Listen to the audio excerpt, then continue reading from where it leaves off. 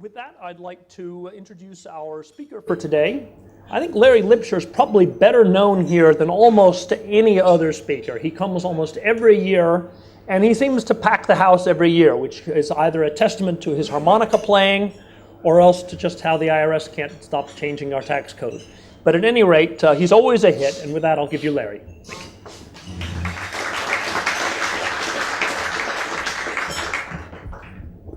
Wow, what a crowd. Contrary to what Keith has said, turn on your phones. I might be boring, in which case, start imagining how many calls are going to interrupt my speech today, and whoever comes closest gets an IRS audit.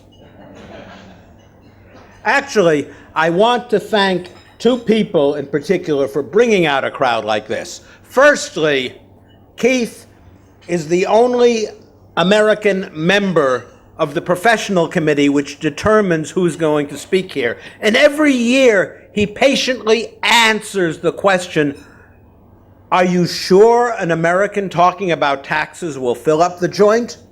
Look around you, folks. This is testament to the IRS. Secondly, I would like to thank Senator Chuck Grassley, a Republican of Iowa, who in 2006 single-handedly changed the whole system and started a succession of year-by-year changes necessitating my speaking every year. But just so you don't think that I'm partisan, let me also mention Senator Carl Levin, a Democrat of Michigan, who last year I awarded my annual Golden Glass Naval Award because his ideas are so far-fetched, naive, and downright dumb, and his head is stuck so far up where he cannot see the light of day that he needed that glass navel to see straight. Have I set the record straight? I'm bipartisan. Okay. Now we're going to start off with something. Last year, everybody said, Lipsher, you started off singing, what the hell are you going to do for an encore? I'm going to play accompaniment this time. I've played the harmonica. I've used the microphone. I've never done the trio of the harmonica, microphone, and PowerPoint. So let's see how that goes.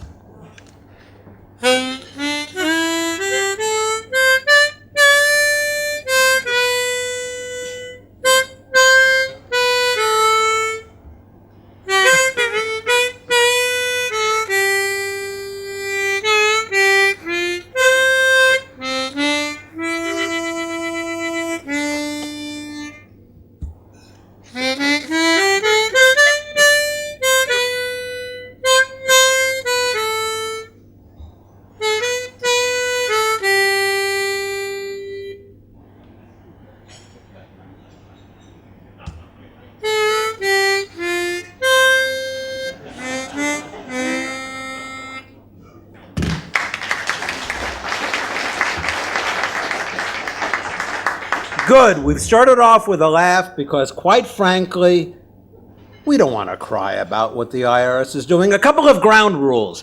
I'm here through the 2 o'clock period at which this function formally ends, but long after, as long as you have questions of me, I'm here, whether it be upstairs here or downstairs in Burt's or anywhere in the FCC, as long as you have questions. And some of you might want to go one-on-one, not in front of the public.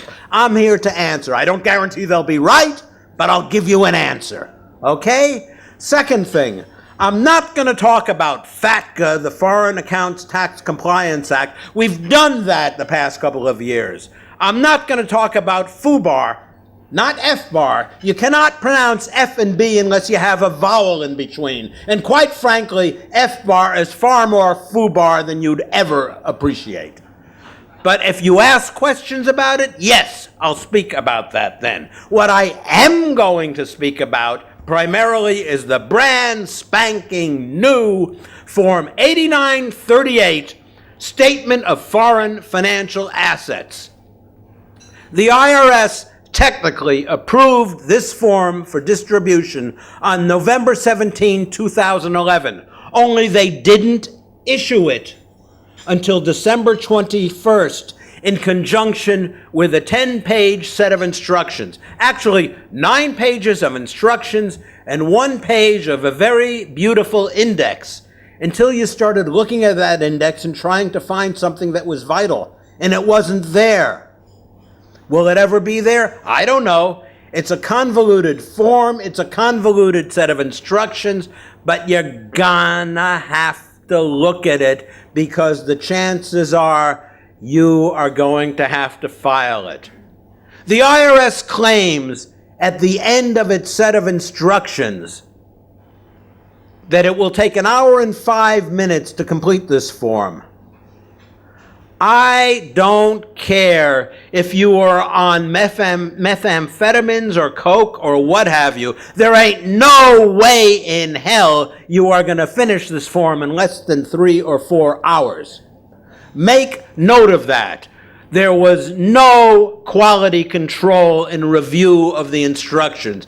Ain't no way possible to do this form in 1 hour and 5 minutes unless you don't have to do the form. So just bear that in mind. Who is responsible for filing? Well, for the very first time, the Internal Revenue Service recognized that we as expats are in a different position than the people who might have to file this form living in the United States. Let's just look at 2 examples. Say you're unmarried, a domestic U.S. liver, and you have a foreign financial asset that for 1 millisecond during 2011, for 1 millisecond, actually spiked to over to $75,000. But at the end of the year, December 31st, 2011, averaged out at $50,000, or all of your combined foreign financial assets combined to $50,000. Then, my friends, if you live in the United States, you are required to file Form 8938. But there's a differential involved if you live overseas. Now let's look at the top end. You're married, filing jointly. You live overseas and have been for some time.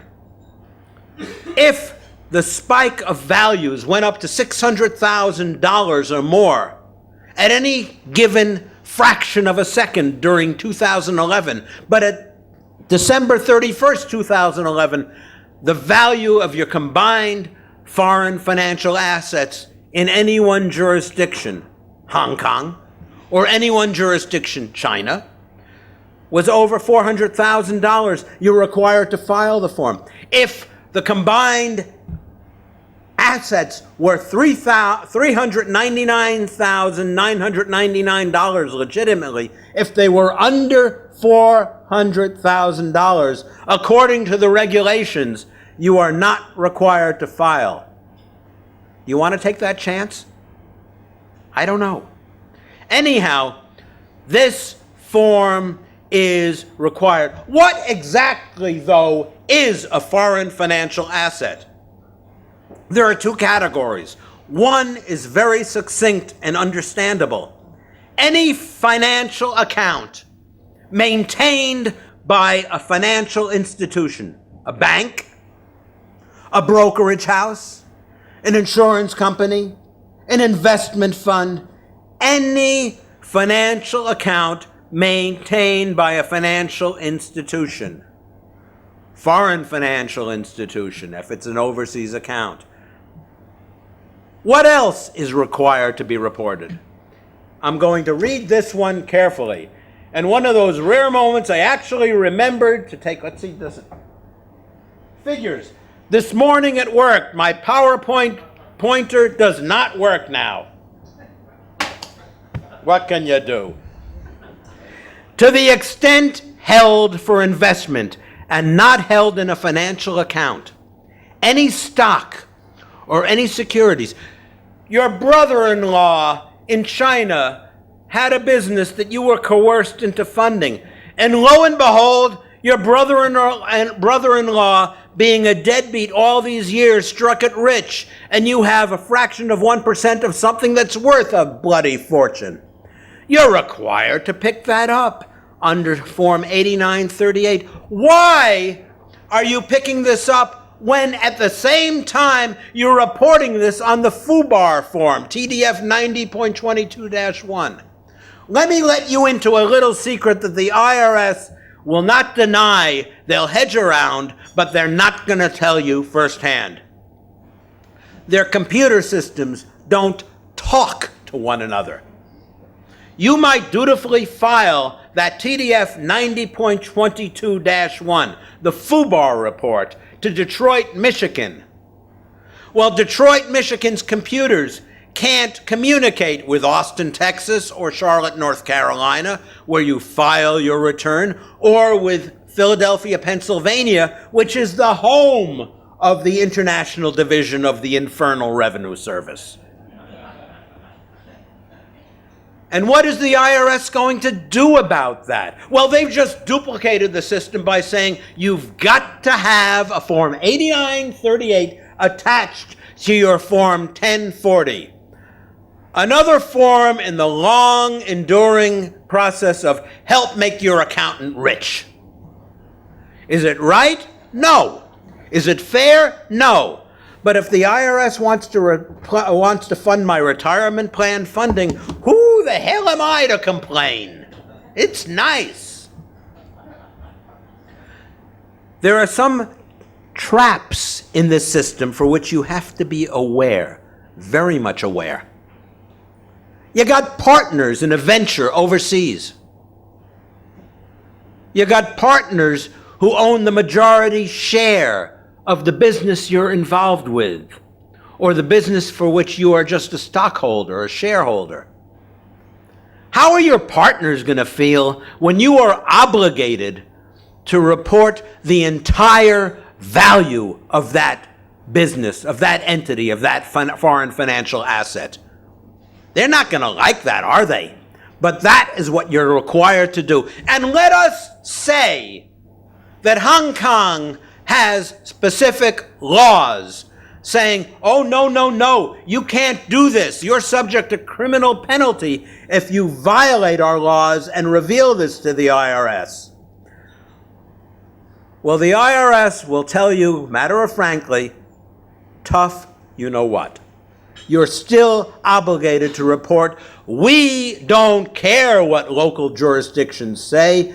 You have to report this because it is not a reasonable cause for not filing and including this information if you don't report this. That's your government in action. We're Americans. We come from the land of the free, the home of the brave, and the country where you receive an IRS letter and it's the instantaneous cure for constipation.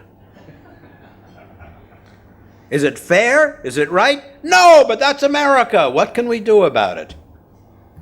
What if you don't file the 8938? There are penalties. If the IRS catches you,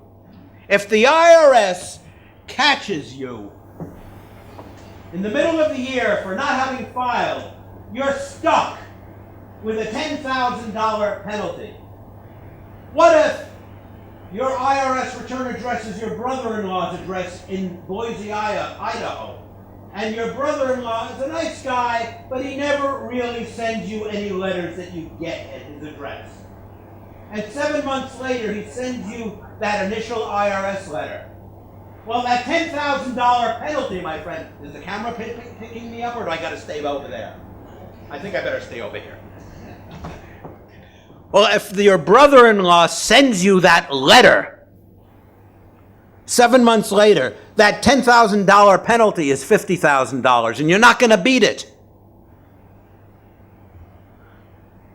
What if you inadvertently, innocently understated the amount of that asset?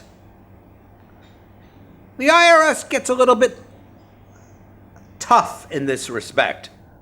40% of the underpayment is now a penalty to you. What if you intently understated?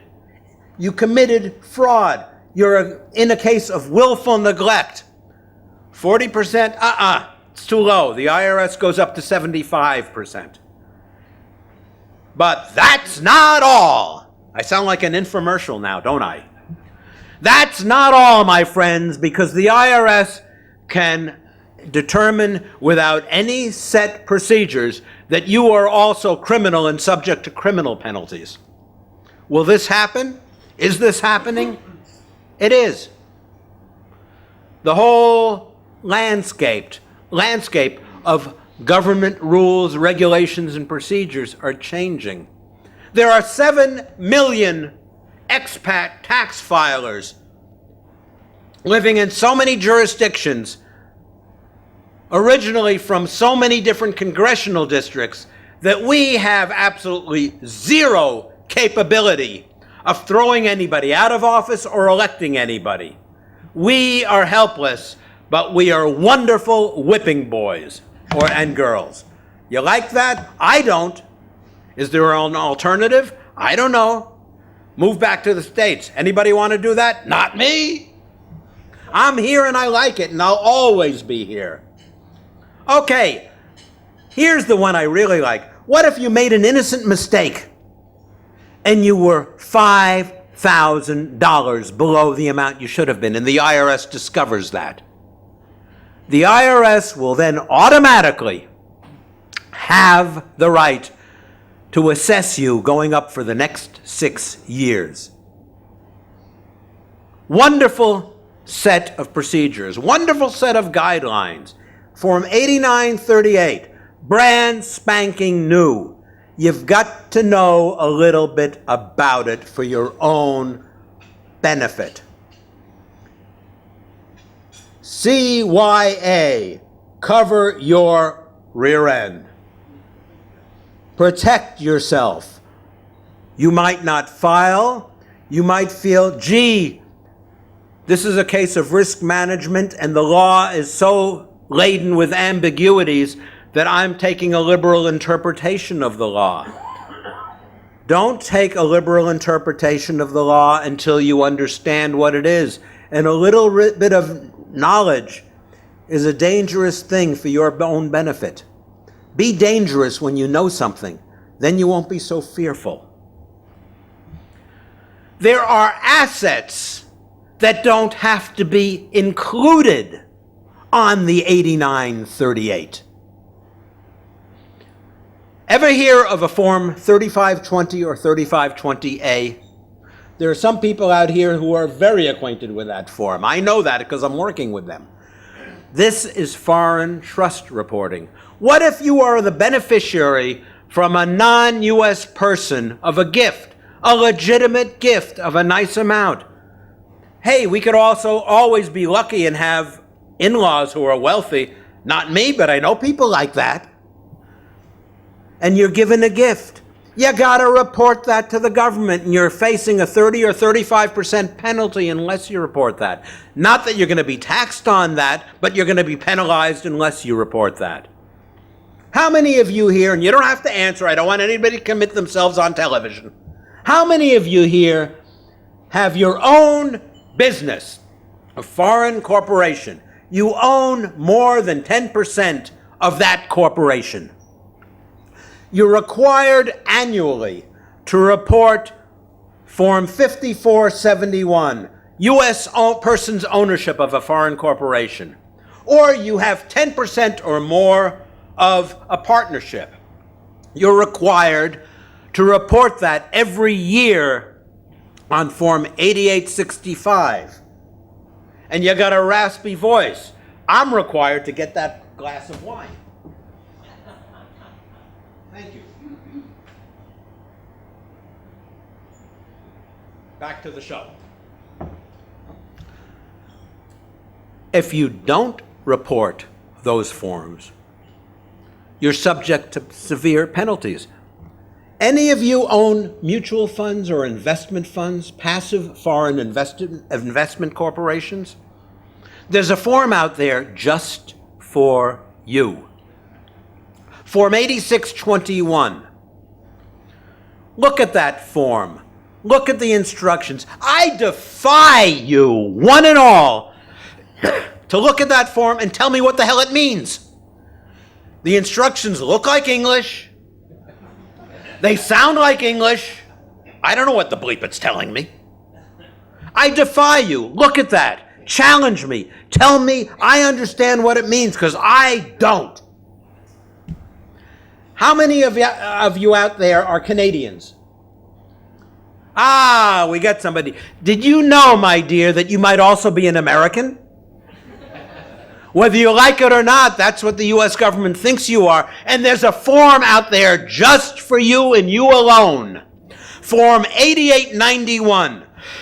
That is for dual Canadian U.S. passport holders who might never have had a passport, who have absolutely no idea that they are also considered an American.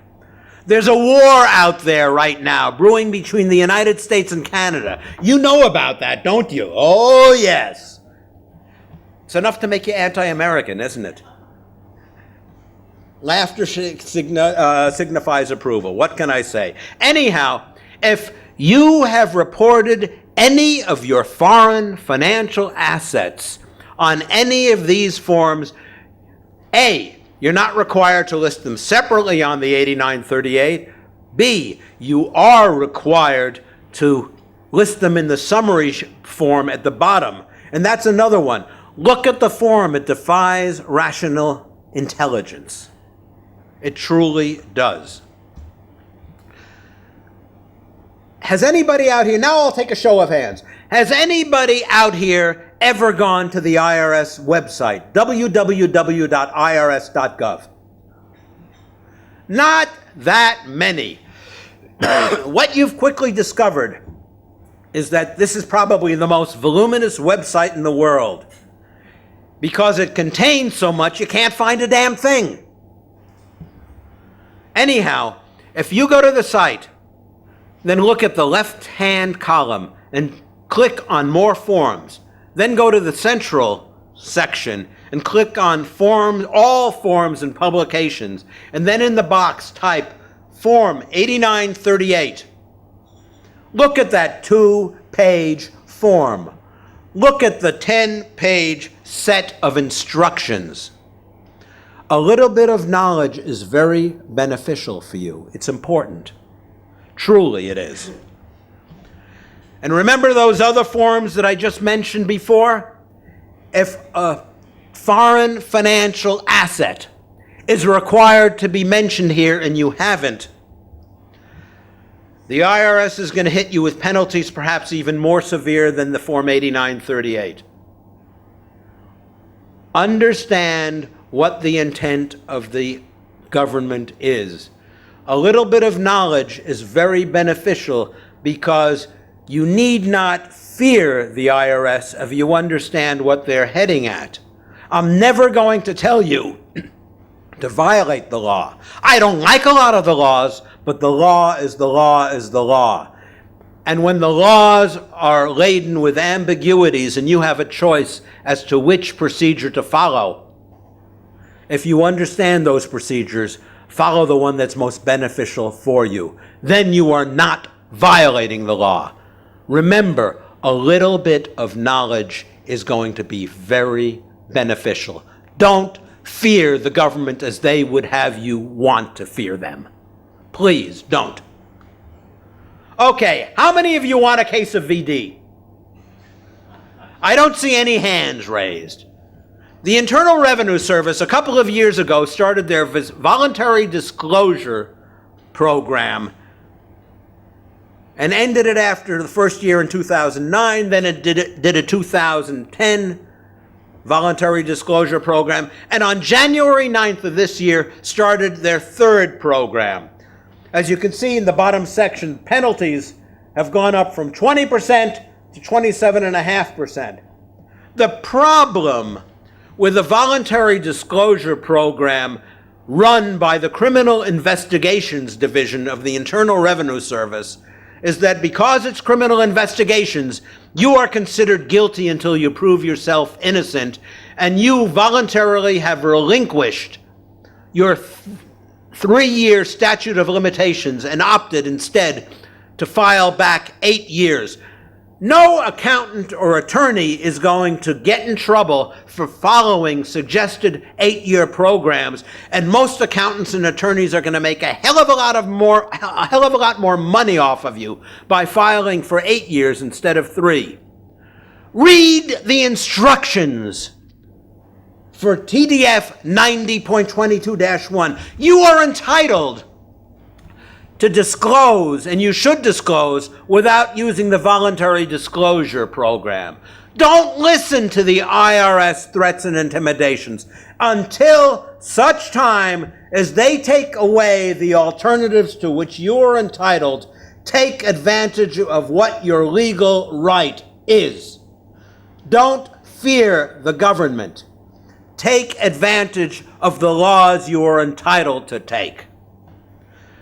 You don't want VD, I don't want VD, and the IRS virulent form of VD is an option none of us should choose unless you have fraudulently misled the government. Then consult your professional and see which way you're going to go. Nina Olson is the taxpayer advocate. She is paid by the Department of the Treasury to report each and every year what the IRS is doing and what the problems are. Let me just read her quote. The IRS's offshore voluntary disclosure program, bait and switch, may undermine trust for the IRS and future compliance programs.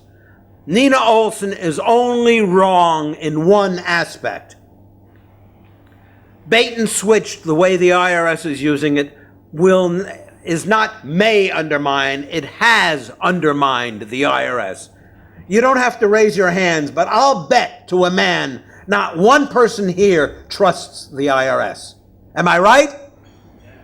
Okay, let's hear that louder without raising your hands. Am I right? Yes. Good, we got that on YouTube. Okay, I'm going to finish this up before I start answering questions by telling you, if you got it, this is the year to give it. There's a $5,000 gift tax exclusion this year. Now, I don't have $5,000, but I've got a corporation that has been in existence overseas for over 20 years. And over the years, I've built up retained earnings, and I'm worth something on paper. I don't have a pot to you-know-what in, but I have something on paper that's worth something. This is the year for me to give it away to my kid, to avoid a gift tax or an estate tax later on. You mean 5 million, not 5,000? 5 million, yes, thank you. Thank you, very, very much. If you have a retained earnings build up of $2, $3, $4 million, you're not worth that in your pocket. But according to the government, that's what you're worth. And according to the government, you die unexpectedly in 2013 or 2014, you're going to have a hefty estate tax. Give it away, at least on paper this year. Consult with your professional. This is one of those beautiful giveaways that you can take advantage of, even if you're cash poor, but you got something that the IRS considers worth something.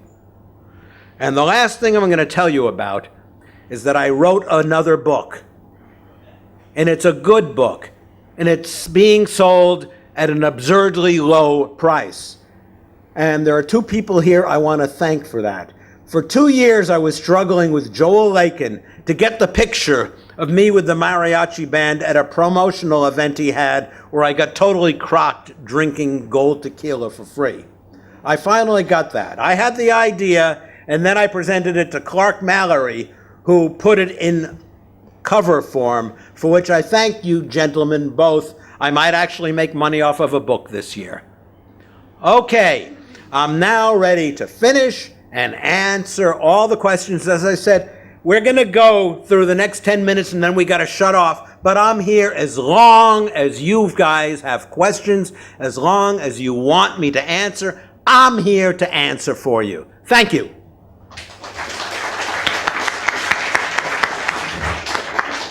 Now I'll have some more wine before the first question.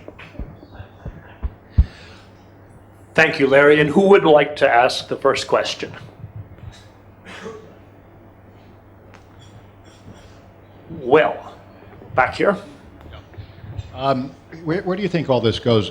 Disclosing all of our overseas financial assets, even though we're already being taxed on them, implies either two things. Either there'll be a wealth tax eventually, or capital controls somehow. Is that where you think it goes? Yes. I think there will be capital controls. I think the IRS is petrified of all the money that the citizenry has that it is unaware of.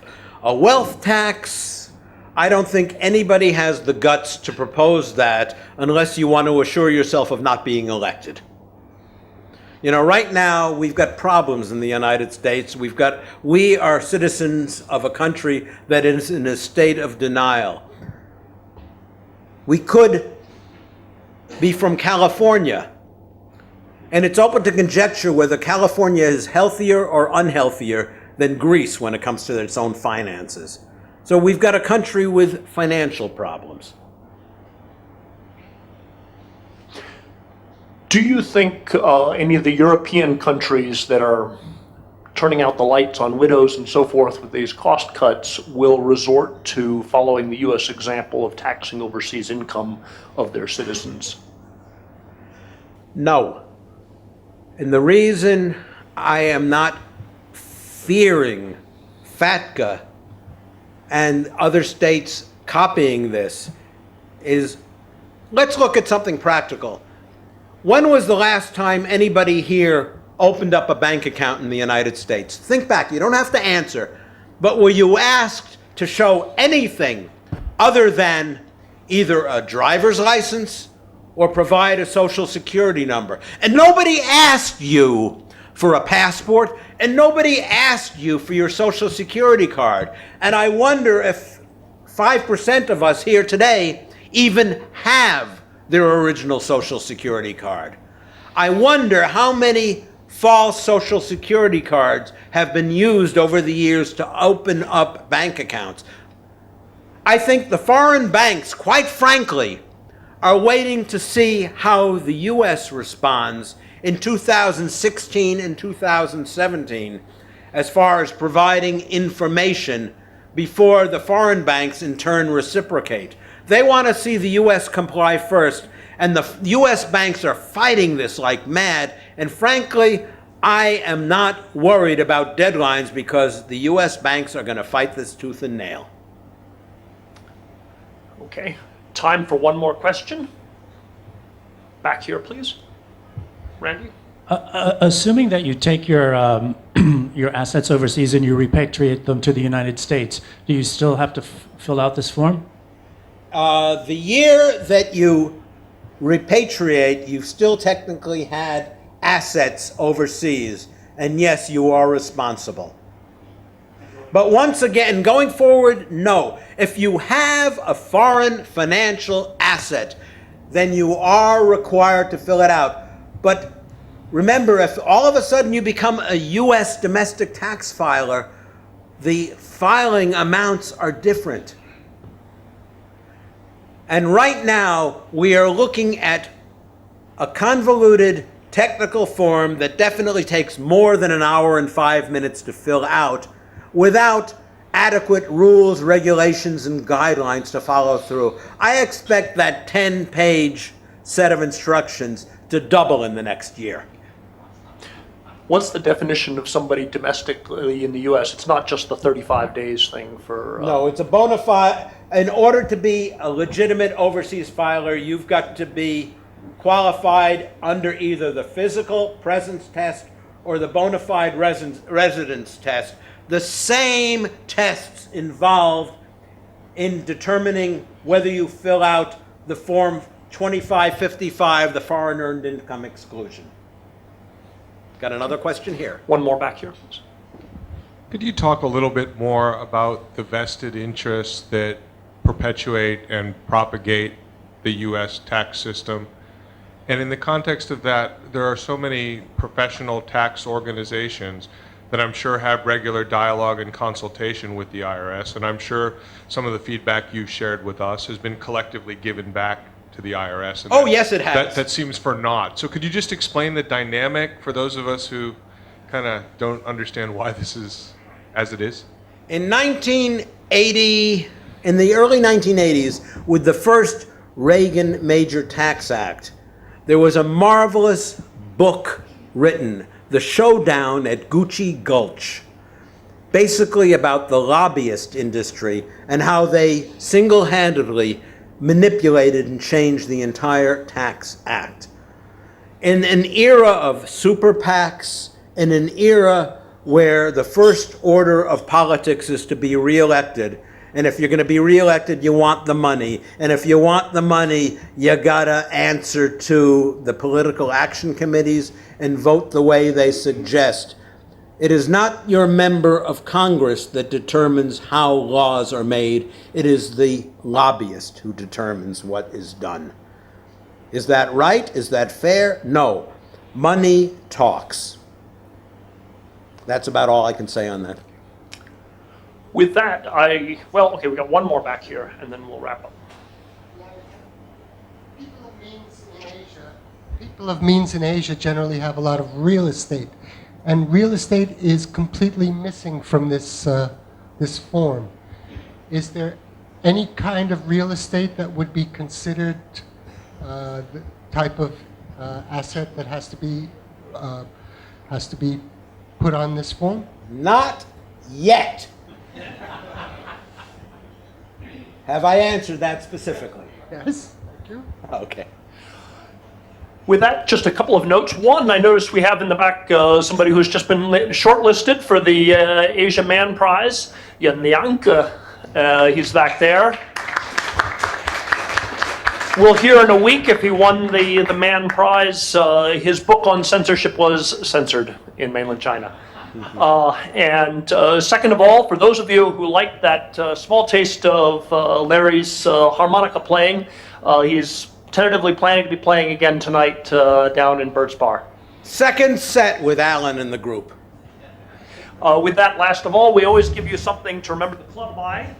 Alan was complaining he's getting too full a wardrobe of FCC paraphernalia that doesn't look like a jacket, so at least they found something different. Yeah, it is different for a change. Let's see what it is later on. You know, after 5 years, I got 5 jackets. You don't need them after a while. Thank you for coming.